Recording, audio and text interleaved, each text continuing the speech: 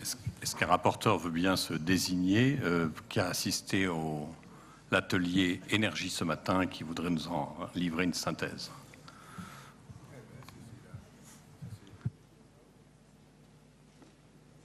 Bien, en attendant qu'il se désigne et qu'il vienne à la table, nous sommes sûrs qu'il va s'en trouver un. Ah, maybe. Voilà, nous avons un rapporteur autodésigné, c'est parfait. Nous le remercions de cette prise de responsabilité immédiate. Et je vais ouvrir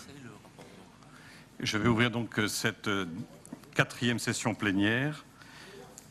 Quatrième session plénière, donc, qui va nous permettre de faire le point. Il est là. Ah, ben c'est parfait. Ah, sorry.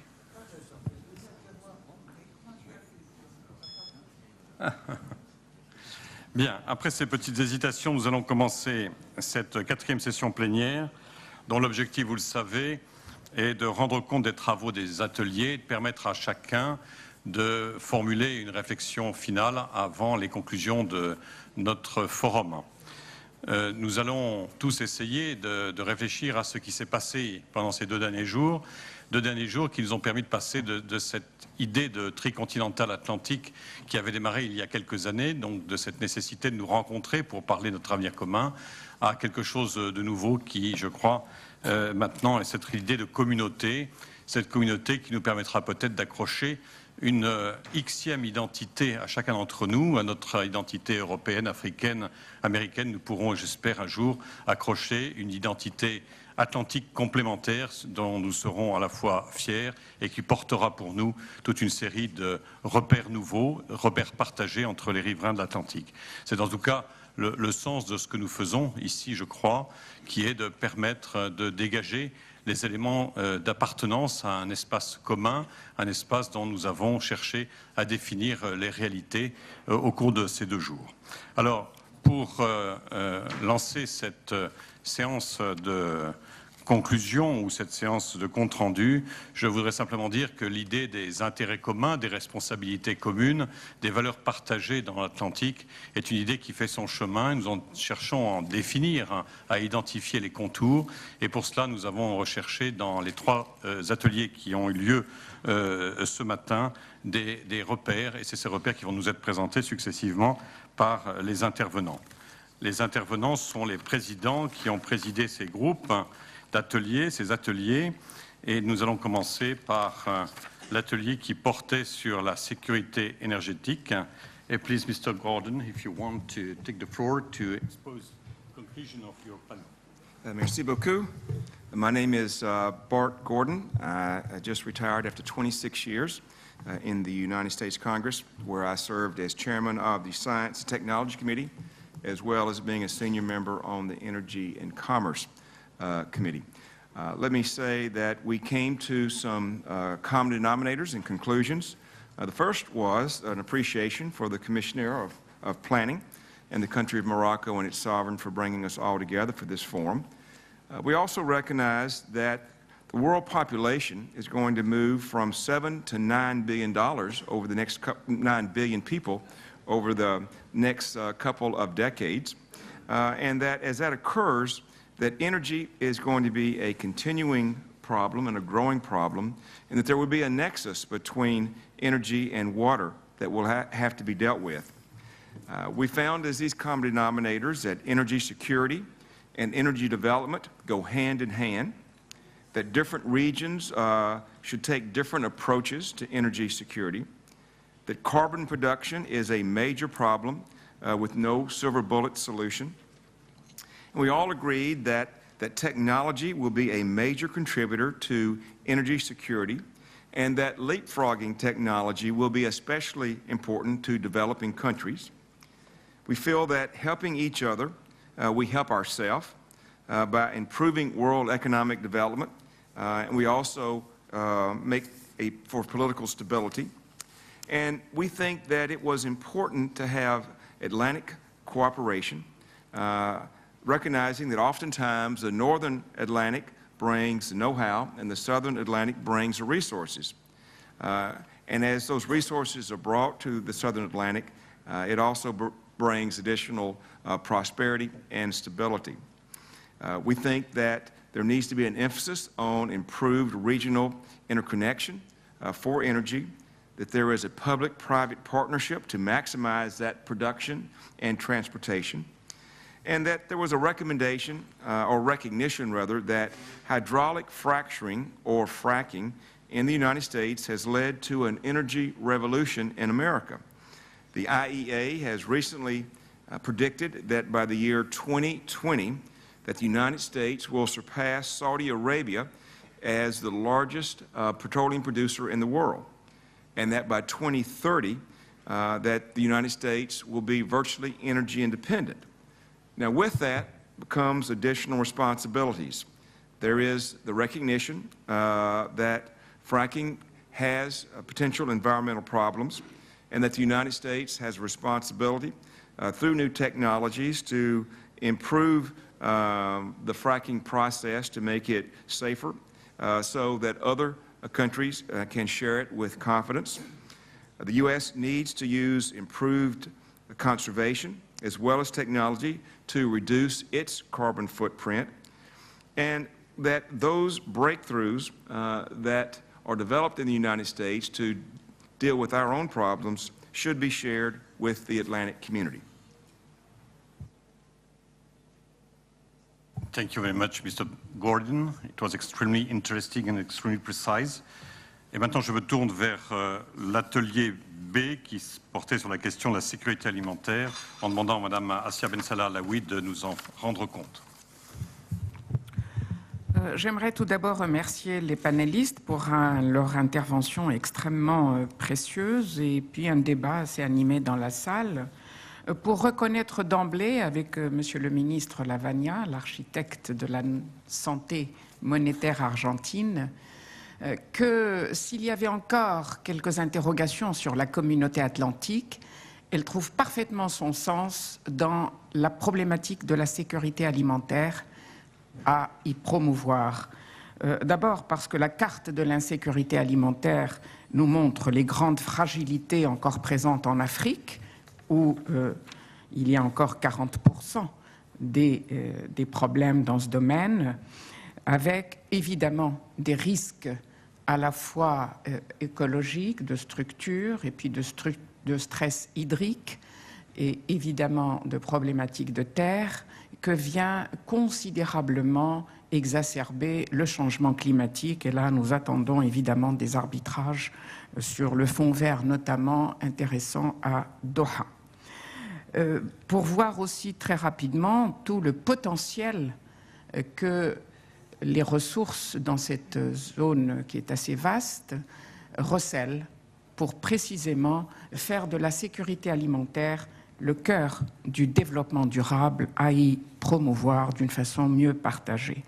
Alors là, nous avons évidemment eu plusieurs intervenants, et notamment M. Aitradi, qui a souligné la problématique du contexte global et de ses fragilités et des menaces, avec des tendances alarmantes, mais aussi pour souligner qu'il y a deux phénomènes fondamentaux, à savoir d'une part des politiques globales cohérentes, au sein desquelles, évidemment, tous les aspects ont leur importance, de l'aspect monétaire à l'aspect économique et développement, et bien entendu les investissements qui ont été plutôt rares durant ces dernières 25 années et qui ont d'ailleurs été révélés par la crise de 2007-2008. Et d'autre part, toute la coopération dans ce vaste espace qui reste à restructurer et à réaménager, et parce que ceci montre aussi tout le potentiel que cette région recèle, puisqu'elle abrite les 2/3 de la production alimentaire mondiale et 60% de ce commerce. Je ne rentre pas dans les détails, mais j'espère pouvoir le faire dans le compte-rendu final, que, évidemment, ces politiques alimentaires sont toujours des choix et des arbitrages extrêmement difficiles, parce qu'au cœur de ces politiques se trouvent les dilemmes de la sécurité alimentaire. Comment donner aux producteurs des prix rémunérateurs et aux consommateurs des prix bas. Comment faire les arbitrages entre les cash crops qui vont fournir les devises à des pays qui en sont assoiffés et les politiques vivrières qui évidemment profitent à la majorité de la population faite de paysans souvent sans terre et de petits paysans et de femmes qui sont dans une grande situation de vulnérabilité. Alors, comment mieux partager? Nous avons eu des expériences extrêmement édifiantes et ça fait partie aussi de cette coopération à rénover, c'est-à-dire les échanges de best practices, avec des exemples qui nous sont venus de l'Argentine, encore une fois, avec la sénatrice Maria Laura Loguedzimo, qui nous a parlé justement de mesures intéressantes pour améliorer l'inclusion sociale par l'aide à la scolarité, s'assurer que les enfants sont bien nourris pendant la scolarité, les femmes enceintes et évidemment les gens sans emploi, et à travers la responsabilité sociale. Et ceci montre bien que le modèle de développement global est fondamental pour assurer la sécurité alimentaire qui, rappelons-le au passage, n'est pas seulement quantitative, mais c'est aussi qualitatif et surtout assurer l'accès des populations pauvres à cela. Alors évidemment, les linkages entre pauvreté, insécurité alimentaire et insécurité globale ont été établis compte tenu du lien fondamental et vital entre sécurité alimentaire et droit à l'alimentation et développement.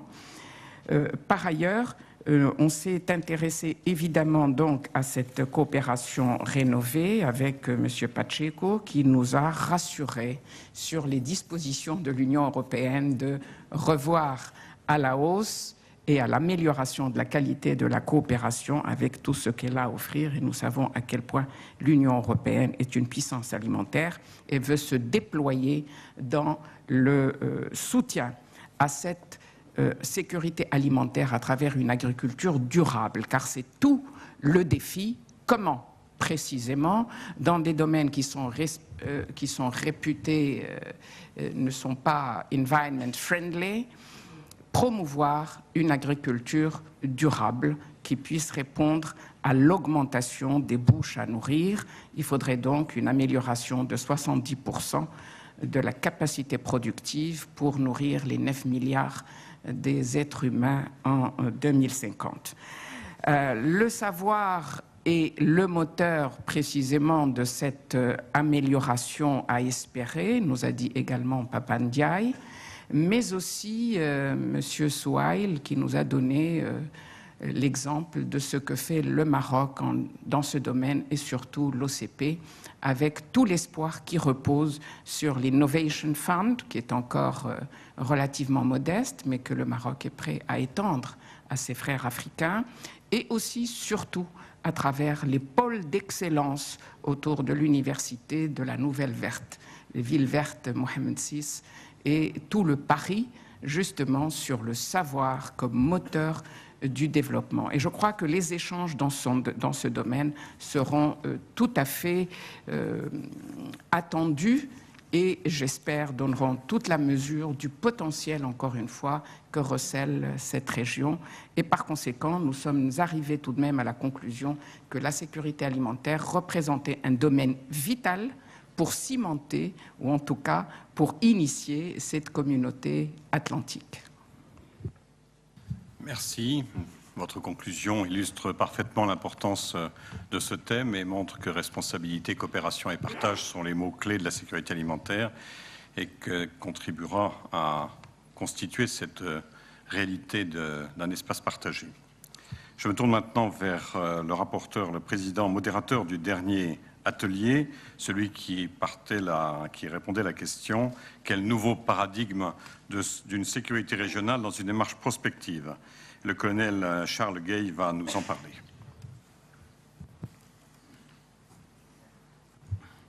Merci.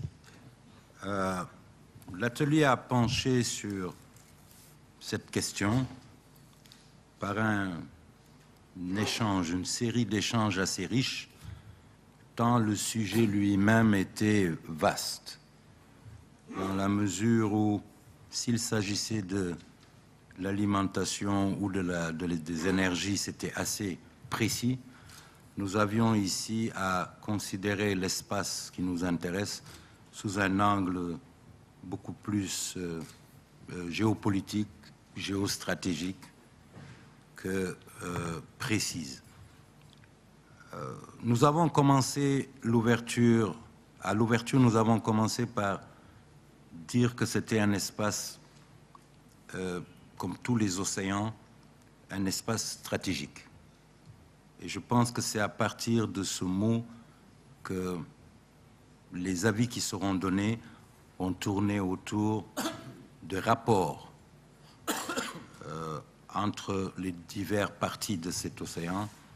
Je vais vous en donner les conclusions et j'allais dire, les acteurs de cet océan.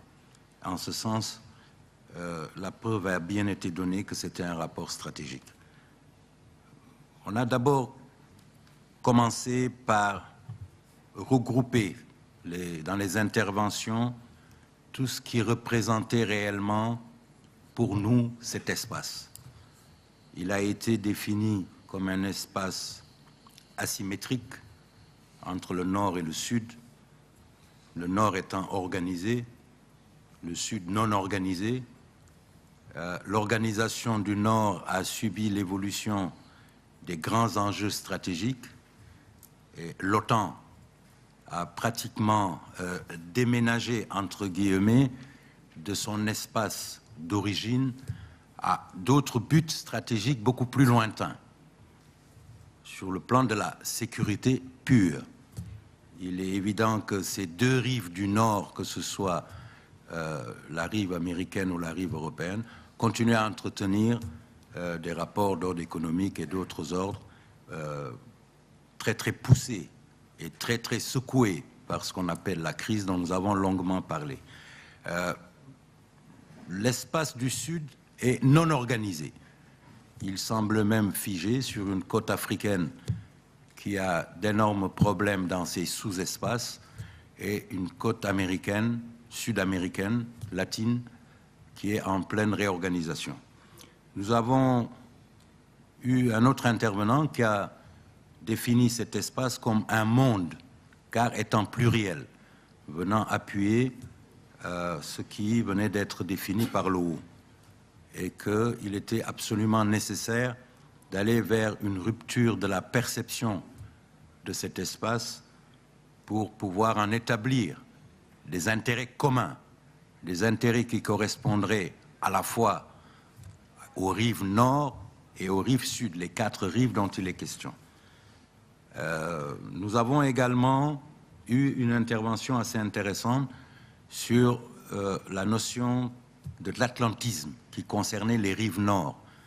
À partir de cette notion avait été établie une idéologie qui correspondait à un moment historique précis. Cette idéologie, aujourd'hui, comme je l'ai dit, a disparu. Et l'atlantisme, dans ce qu'il représentait, pouvait être repris pour reconstituer une nouvelle idéologie qui concernerait cette fois les quatre rives, à la mesure où dans cette idéologie seraient installés des intérêts communs aux quatre rives. Nous avons, à l'intérieur de cette discussion sur les divergences d'intérêts, également évoqué les profondeurs stratégiques des quatre rives.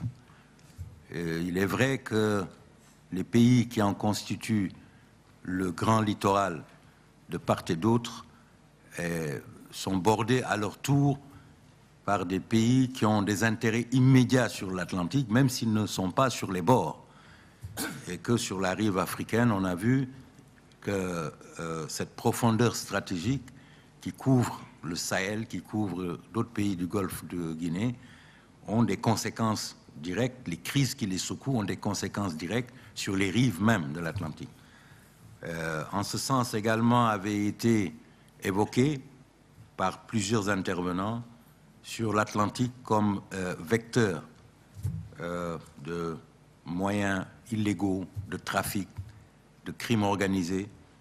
Il avait été même appelé zone grise, ces zones qui vont de l'Amérique latine à la côte africaine et qui, de la côte africaine, repartait vers le nord, qui constituent les vecteurs de la drogue, particulièrement des drogues dures.